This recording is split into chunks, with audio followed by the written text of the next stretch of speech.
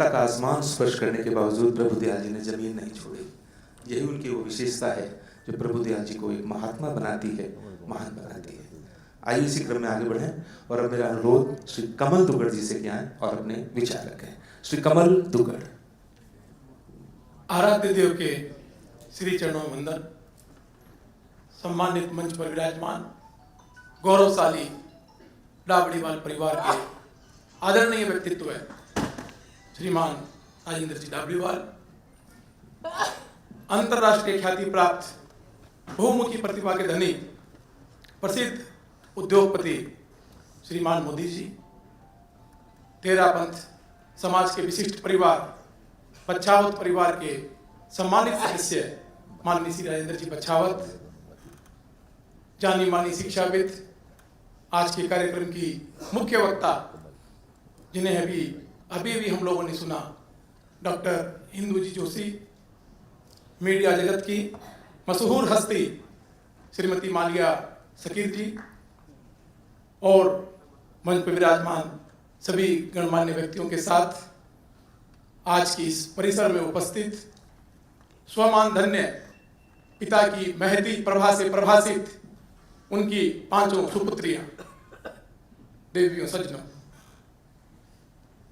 युग आते हैं, युग चले जाते हैं, व्यक्ति आता है, व्यक्ति चला जाता है। समय का रथ अपनी निर्बाध गति से चलता रहता है।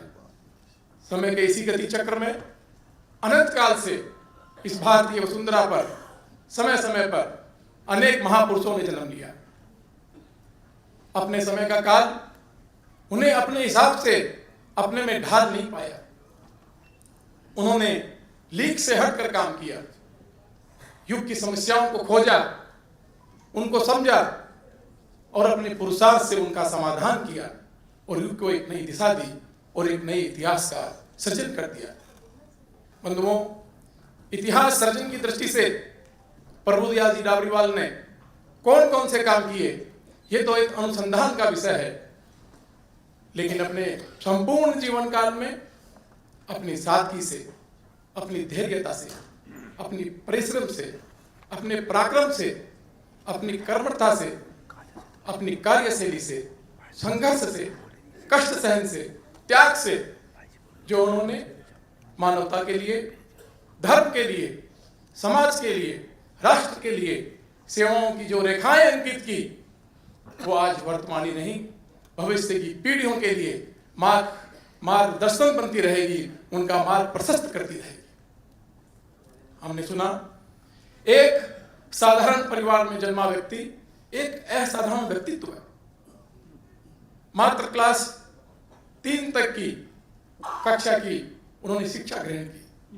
13 रुपए की मासिक वेतन से अपना जीवन प्रारंभ किया।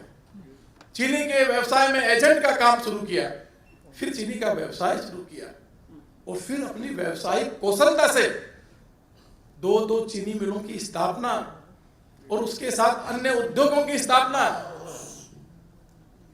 इतना कर एक डाबड़ी से जन्मा हुआ बालक भारत के विशिष्ट उद्योगपतियों में, उद्योग जगत में अपना शीर्ष में उन्होंने अपना स्थान बना लिया और उद्योग जगत के साथ साथ राजनीतिक, सामाजिक, साहित्यिक, न्यायतंत्र और आध्यात्मिक क्षेत्र में उनका वर्चस्व है।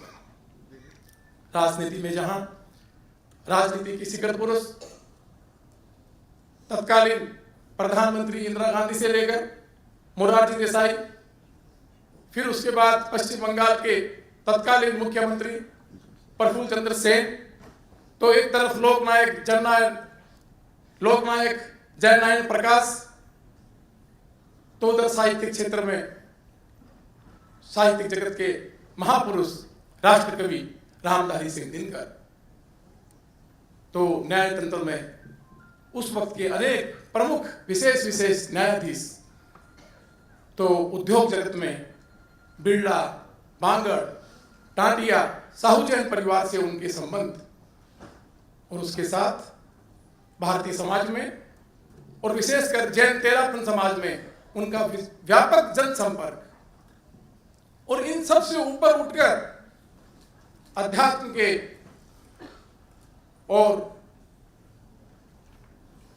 भारतीय ऋषि परंपरा के महान संत तेरहपन धर्म संघ के नवम आचार्य तुलसी के साथ उनका नजदीक का संपर्क और इनके साथ साथ समाज की सेवाओं का उनका वो सफर, जैसा कि बताया गया कि आध्यात्मिक साधना केंद्र आज जैन विश्व भारती जिस संस्था के आयोजक में आज ये कार्यक्रम हो रहा है वो मित्र परिषद सब जगह की भूमिका कार्य करने में उनका मुख्य योगदान रहा। जिस शीर्षक संस्था महासभा में जब जब कोई बात आई, जब जब कोई जरूरत पड़ी तो डाबरीवाल जी का उसमें महत्वपूर्ण योगदान रहा। और इसके साथ अपने गांव डावड़ी में राष्ट्रीय सड़क मार्ग से प्रमुख सड़क को अपने गांव तक जोड़ना, अपने गांव में विद्यालय, औषधालय, बैंक के भवन, खेल के मैदान, इन सब का निर्माण, समाज उपयोगी एक एक चीजों का निर्माण वो करते चले गए। मुझे कुछ करना है, मुझे कुछ करते जाना है। मैं जब जब समाज की आवाज सुनता हूं, धर्म की आवाज सुनता हूं, राष्ट्र की आवाज सुनता हूं, तो मैं अपने आप को रोक नहीं पाता, मुझे कुछ करते जाना है। ऐसा महान व्यक्तित्व है डाबरीवाल जी। सही मायने में एक व्यक्ति नहीं, एक विचार है। बिंदु नहीं सिंधु है, सीमित नहीं विस्तार है। जब जब विश्व के इतिहास में पराक्रम के परिसर में पुरुषार्थ की गाथाओं का स्मरण होगा, तब तब श्रीमान प्रभुदयाल जी डाबरीवाल का नाम एक दीप्यमान चमकते हुए रतन की तरह से शोभायमान होकर सबके सामने उपस्थित होगा। बंधुओं, आज का ये कार्यक्रम मित्र परिषद जो उन्हें अपनी पितामह के रूप में उनको उपमा दी, मैं इस परिषद को कहना चाहूंगा कि पितामह की उपमा दी वो तो उनके कार्य को देखते हुए दी, लेकिन मित्र परिषद ने आज एक पुत्र का भी दायित्व निर्वहन किया है। हमारे बीच अभी अभी भारत के जाने माने अर्थशास्त्री, कुशल राजनेता, प्रखर वक्ता, पश्चिम बंगाल सरकार के वित्त, उद्योग और वाणिज्य मंत्री माननीय श्री अमित मित्रा साहब उपस्थित हुए हैं। हम उनका हृदय की आंतरिक गहराइयों से स्वागत करते हैं, आपका अभिनंदन।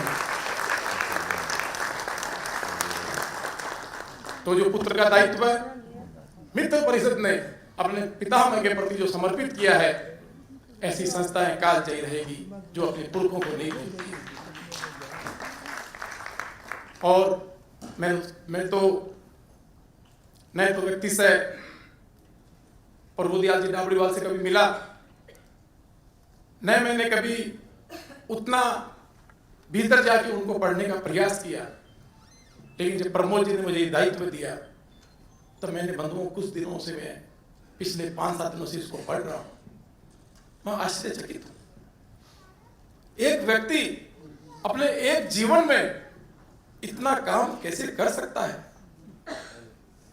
और अगर वो कर सकता है तो मैं इस समाज को बोलना चाहूंगा कि उसकी तुलना राष्ट्र संत के समक्ष होनी चाहिए। समाज का निर्माण सिर्फ समाज के राजनेताओं से, सिर्फ समाज के संत महात्माओं से नहीं होता है। समाज का निर्माण समाज के ऐसे पराक्रम के पुरुषार्थ के पुरोधाओं से होता है। आज जो उनके जीवन व्रत पर जिस ग्रंथ का लोकार्पण होने जा रहा है, वो ग्रंथ हम सभी के लिए, हमारे भविष्य के लिए, हमारे आने वाली पीढ़ियों के भविष्य के लिए हमको वो मार्गदर्शन करता रहेगा।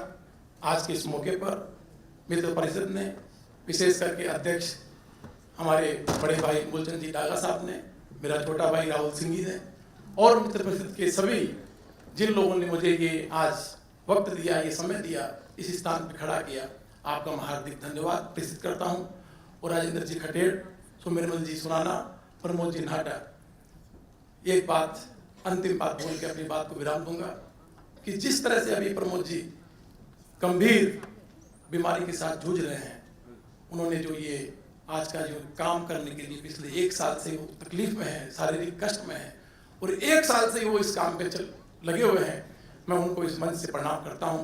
वापस पुनः डाबरी बाजी को प्रणाम।